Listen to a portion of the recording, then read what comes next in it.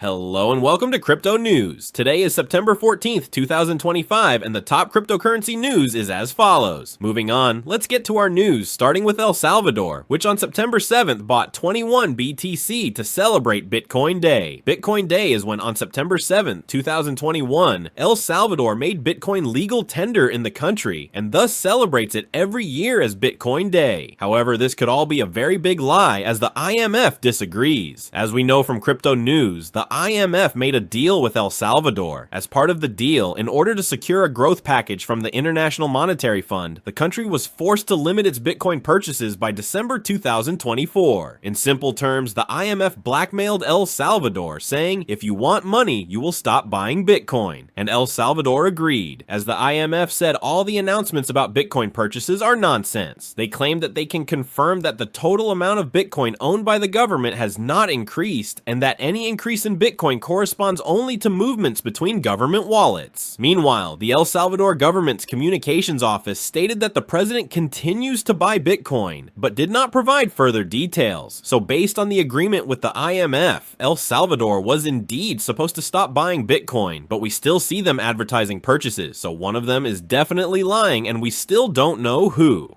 Moving on, it's time for ETF news, and we move on to Grayscale, which as we know has a $30 million trust in Chainlink and now wants to convert that trust into a standard staking ETF. They have already filed with the US Securities and Exchange Commission SEC and are awaiting approval. Then moving on to Polygon and a partnership with Cypher Capital to bring the protocol to the Middle East. This company is based in Dubai and will help expand institutional access to the network. The initiative is the first in a series of efforts aimed at bringing professional investors directly into contact with Polygon's infrastructure. The protocol will be positioned as an institutional asset, offering real-time performance with 24/7 banking, security enhancements, and structured opportunities across funds, companies, and more. Finally, we move on to the Shibarium bridge, which was attacked by a flash loan exploit, resulting in the loss of $2.4 million. What happened is that the attacker borrowed 4.6 million BONE tokens, Shibarium's governance token, through the flash loan technique.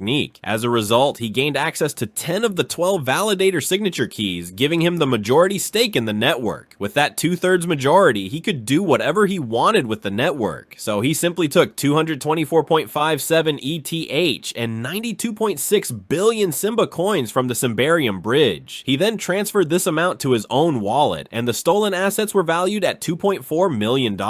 Let's also note that because he took out this loan of 4.6 million BONE tokens, its price increased by 40%. Let's say Shibarium has stopped staking and unstaking on its network and frozen the funds that the attacker took. And they're telling us that they're open to paying a reward to the attacker if they return the funds. Well, that's what's happening in the Shibarium ecosystem right now. Moving on, we'll also go to a DAO that's making changes, and we'll go to the Scroll DAO, which is going to stop the governance process after demands for leadership and confusion about the proposals that have been put into place. As the DAO members discussed during the conference call, let's now say that as we've been told, the team is redesigning the governance process at Scroll, and this move is a pause in the governance process, not a complete shutdown. So they're going to redesign it, and Scroll will start with a new DAO. Meanwhile, Ethereum has announced its plans for privacy, because as we have said many times, good blockchains must have privacy in them. Moving on, I will tell you that the Ethereum Foundation has published a roadmap for integrating privacy end-to-end into the Ethereum network. Their goal is to bring privacy solutions to the protocol, infrastructure, network, applications, and wallet layers. And they have set several key goals for the next 3 to 6 months. These goals include enabling private transfers through the development of the Plasmafold network, which is a layer 2, and confidential voting and privacy in decentralized finance DeFi applications. Finally, they will explore identity solutions on the blockchain with ZK technology. So these are the new steps for Ethereum when it comes to privacy on its chain. Moving on, we're going to a new level 2 for Ethereum, Linea. As we know from Crypto News, it's a level 2 built by Consensus,